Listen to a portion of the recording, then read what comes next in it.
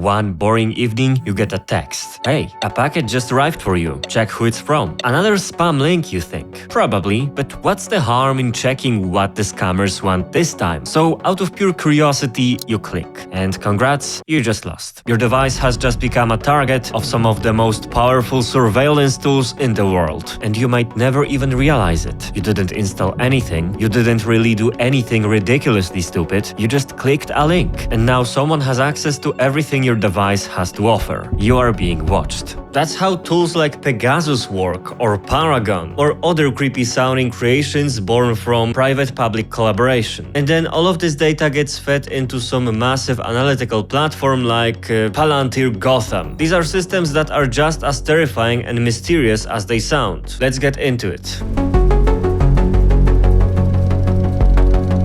I am the sponsor of this video because I'm making an indie game. For the past couple of months, we've been hard at work creating What Awaits Alexei, where you decrypt intercepted messages, listen to cassette evidence, and do a couple of other things. And we've recently released a demo version of this game that you can play now on Steam. So yeah, I highly encourage you to do that. And also please wishlist our game and let me know in the comments if you enjoyed it. And now back to the video.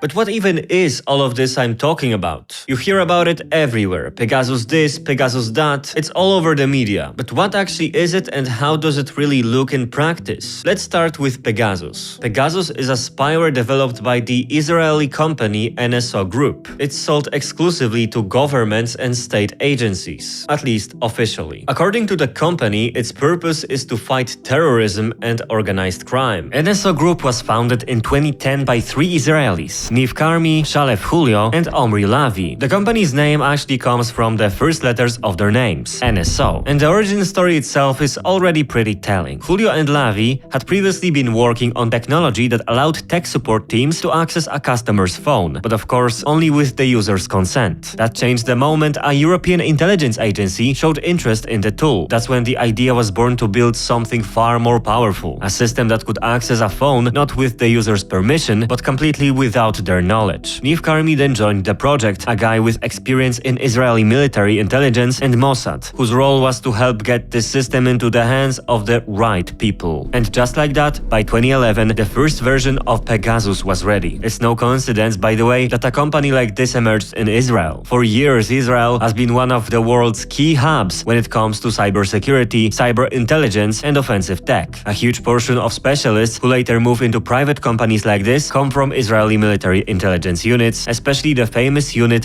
8200, an elite division focused on signals intelligence and cyber operations. The idea itself was simple. From the perspective of intelligence agencies, even logical. If criminals, terrorists, and cartels are increasingly communicating through encrypted apps and smartphones, then traditional wiretapping just isn't enough anymore. If you can't intercept a conversation along the way, then you go straight to the source. You take over the phone. And that's exactly what Pegasus was designed to do. From the very beginning, NSO claimed it only sold its software to governments and only for fighting terrorism and serious crime. Pegasus was treated almost like a weapon. Its export required state approval and was overseen by Israel's Ministry of Defense. But over time, it became increasingly clear that this wasn't just a tool for law enforcement. Pegasus also turned into an instrument of Israeli foreign policy, a kind of bargaining chip in relationships with other countries. And here's the problem. Pegasus can, in the blink of an eye, turn someone's phone into a wiretap of sorts. And not just a phone of some cartel boss or some other terrorist, but just as easily a phone of an unsuspecting random person. Because in the end, it all depends on who exactly is controlling Pegasus and who they decide to target. And in today's world, it's a weapon more powerful than many guns. Once a given device is infected, the operator can do many different things like read messages from basically any communicator, freely copy photos and different files, track GPS location, record audio through the microphone, and even turn on the camera. And the scariest part, the infected user doesn't notice any of that. No warnings, no pop-ups, no signs that anything is wrong. You could be under surveillance right now and have absolutely no idea. In its earlier versions, Pegasus worked more or less the way I just described. The victim would get, for example, an SMS with a suspicious link. Out of curiosity or just habit, they'd click it, and that would trigger the exploitation of some fresh vulnerability vulnerability in the system installing the spyware. But over time, Pegasus got even smarter. That's when so-called zero-click attacks came in, which basically means the victim doesn't have to do anything anymore. No clicking, no downloading, nothing. All it takes is sending a specially crafted message through something like iMessage or WhatsApp. The phone receives it in the background, processes it, and in that moment, the exploit takes over the device. And that's exactly why for years, Pegasus has been considered such a powerful tool. Alright, but if Pegasus is so powerful and so well hidden, can you at least detect it somehow? Well, yes, but it's not that simple. This isn't something you can do in a couple of minutes. Most of the time, it requires going to one of the few specialized digital forensics labs in the world. The most well-known is Citizen Lab, based at the University of Toronto. They're the ones who for years uncovered Pegasus operations and published reports showing where it was being used. Another key organization is Amnesty International, which created one of the first tools designed to analyze phones for Pegasus infections. It's called the Mobile Verification Toolkit, MVT, and it works very differently from a typical antivirus. Instead of trying to find Pegasus itself, which often deletes itself or hides deep within the system, MVT looks for traces left behind by the attack. Things like suspicious domains the phone connected to, strange entries in system logs, or unusual processes triggered by messaging apps. Experts will create a full backup of the device, export system logs, and only then go through thousands of entries looking for known indicators, so-called IOCs, or indicators of compromise. And that's how one of the biggest surveillance scandals in recent years was uncovered. In 2020, an international consortium of journalists revealed what became known as the Pegasus Project. On the list of potential targets were tens of thousands of phone numbers belonging to different journalists, politicians, activists, lawyers, and even different heads of state. It all started with a leak of over 50,000 phone numbers allegedly belonging to people considered of interest to NSO Group's clients, meaning governments using Pegasus. And here's where it gets really interesting, because the list itself didn't prove anything definitively. It was just numbers. But when some of those phones were actually analyzed by Amnesty International experts, traces of injections were found on certain devices. And that's when it became clear. One of the most advanced surveillance tools in the world wasn't just being used to fight crime. It was very likely being used to track critics of governments, suppress opposition, and monitor people who were inconvenient. Globally, Pegasus was reportedly used against over 200 journalists across more than 20 countries. People from all kinds of outlets, from The Guardian to The Washington Post or Le Monde. One of the most well-known cases involved people connected to Jamal Khashoggi, the Saudi journalist who was murdered in 2018. Khashoggi had worked as an editor, a political commentator, and had connections with some of the highest-ranking figures in Saudi Arabia. But over time, he became increasingly critical of the direction his country was taking, especially under Crown Prince Mohammed bin Salman. As repression against journalists and political activists intensified, Khashoggi left Saudi Arabia in 2017 and moved to the United States. There he began writing for The Washington Post, openly criticizing the authoritarian turn in Saudi politics, the suppression of free speech, and the arrests of activists. On October 2nd, 2018, Khashoggi entered the Saudi consulate in Istanbul to collect documents for his upcoming wedding. He never came out. According to Turkish investigators, a specially dispatched team from Saudi Arabia was waiting for him inside. He was killed there, and this is where Pegasus enters the story. Digital forensic analysis later showed that the phones of several people close to Khashoggi, including associates and his partner, appeared on lists of potential Pegasus targets. In some cases, traces of infection were also found, which suggests that cyber surveillance tools may have been used to monitor his circle even before the assassination took place. But it doesn't stop there. Among the potential targets were also high-level political figures, like French President Emmanuel Macron, Pakistan's Prime Minister Imran Khan, and South African President Cyril Ramaphosa. Now, that doesn't mean all of these phones were actually hacked, but it does show one thing very clearly. Even the most powerful people in the world are not immune to this kind of surveillance, and they have to follow the strictest possible digital hygiene, just to avoid getting caught in something this serious in the dumbest possible way. Okay, but what does this actually look like from the inside, from the operator's perspective? Because so far we've been talking about Pegasus in an abstract way, like it infects your phone, it spies on you, but what does it actually look like in practice? Well, it looks surprisingly simple. NSO Group's official marketing materials aren't publicly available, and in general, we don't really know what the latest versions of Pegasus look like, but every now and then leaks pop up. Screenshots, training photos, where you can actually see how this all looks behind the scenes. So here you go. This this is Pegasus. And as you can see, everything is just there. Call history of the targeted person wide open. Chat histories from different messaging apps, GPS location, and of course, access to the microphone proudly labeled as stop. But it goes further. All data suggests that the operator has access to literally everything on the device. Contacts, so you can browse their entire phone book, SMS obviously, email, yep, you can read those too, you can check their calendar, access the camera, dig into telemetry data, system settings, installed apps, basically every technical aspect of the device. And it's all laid out in this almost idiot-proof clean interface. So yeah, you've seen it, you happy now? But Pegasus is only part of the story, because there are plenty of other tools out there, some only similar, others working alongside it, designed to process and analyze all of that data in a meaningful way. The cyber weapons market isn't slowing down. In fact, over the past few years, an entire industry has emerged, companies building digital surveillance tools and selling them to governments all over the world. One of those companies is Cytrox, which created a piece of software with a rather catchy name, Predator. Predator works very similar to Pegasus. Once it infects a phone, it gives the operator access to basically everything he could want. And just like Pegasus, it didn't take long before it started popping up in surveillance scandals. In Egypt, Predator spyware was used against opposition politician Amer Nur, as well as other government critics. But the biggest scandal broke in Greece, where in 2022 it was revealed that Predator had been used to spy on journalists and politicians, including opposition leader Nikos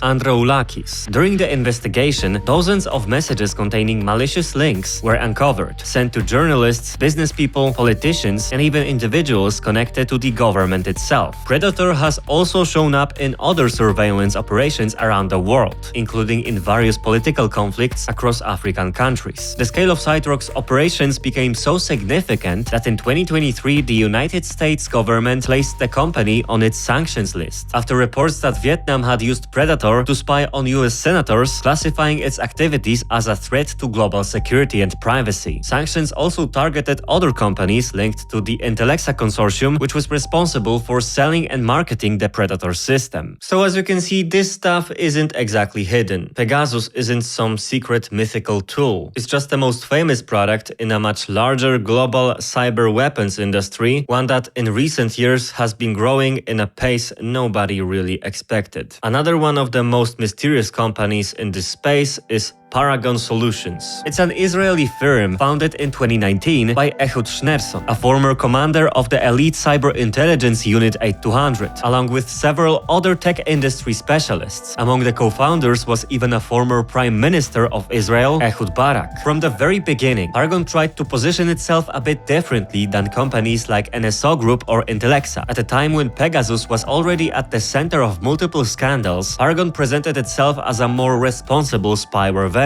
The company claimed it only sold its tools to trusted democracies and strictly for fighting crime and terrorism. Their main product is called Graphite, and much like Pegasus, it allows agencies to gain access to targets' phone. The difference, at least according to the company, is that Graphite focuses mainly on messaging apps like WhatsApp, Signal, or Messenger, rather than taking over every function of the device. Paragon also tried to show that it actually follows certain principles. According to reports from the Financial Times, the company refused to sell its software to Saudi Arabia when there were discussions about replacing Pegasus with Graphite after the Jamal Khashoggi scandal. But in practice, things turned out to be more complicated. Because despite these declarations, Paragon's tools started showing up in controversies as well. In Italy, Graphite spyware was reportedly used to monitor journalists and activists working on migrant rights. At one point, the company itself cut ties with the Italian government, claiming that the terms of use had been violated. Paragon also sells its technology to the United States government. Graphite has been used, for example, by US agencies dealing with drug enforcement. At some point, the US administration even paused parts of its contracts to verify whether the software was being used in ways that could violate civil rights. Then in 2025, WhatsApp announced it had detected and blocked a cyber attack campaign linked to Paragon, targeting around 90 users, including journalists and civil rights activists. So yeah, the story starts to sound very familiar here. But Pegasus, Predator, and Paragon all share one thing, and it's it's not even the fact that their names all start with a letter P. On their own, they're just a first step of an entire operation. Because taking over a phone is one thing. The real value begins when all of this collected data starts getting analyzed. And this is where yet another company enters the picture, one that sounds just as intimidating and mysterious.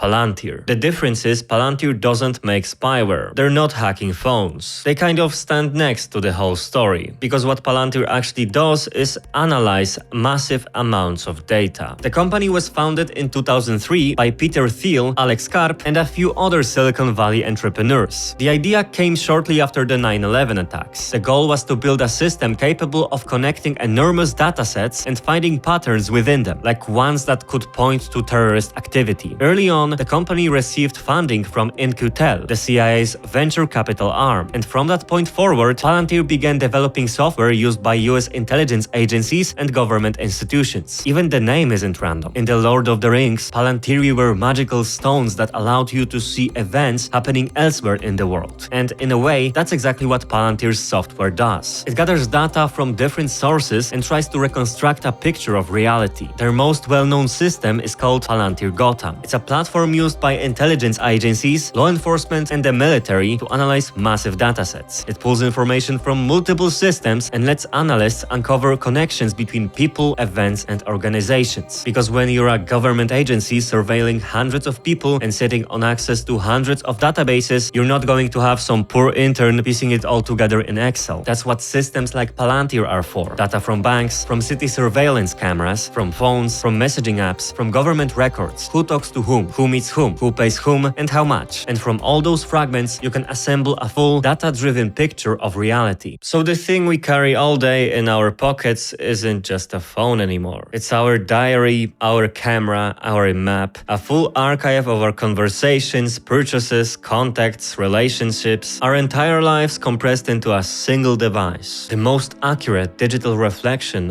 of who we really are. And suddenly it turns out that the most valuable source of information about us is something we willingly carry around every single day. And that's the strangest part. No one forced us to do it. We chose this. We sleep next to it. We work with it. We take it everywhere. And then we act surprised that someone decided it's the perfect target. Now sure, most of us will probably never be targeted by Pegasus, Predator, or Graphite. At least I hope so. But that's not really the point. The point is, these tools already exist. And they're not some rare exception. They're part of a rapidly growing commercial cyber weapons industry. An industry that's getting bigger every year, cheaper, more effective, and harder to control. All of it, of course, in the name of fighting terrorism, crime, and protecting national security. And maybe sometimes that's really true. But history has shown again and again that once a tool this powerful is created, sooner or later, it gets used for more bad things that it was originally intended for. Take care out there on the internet. Thank you for watching.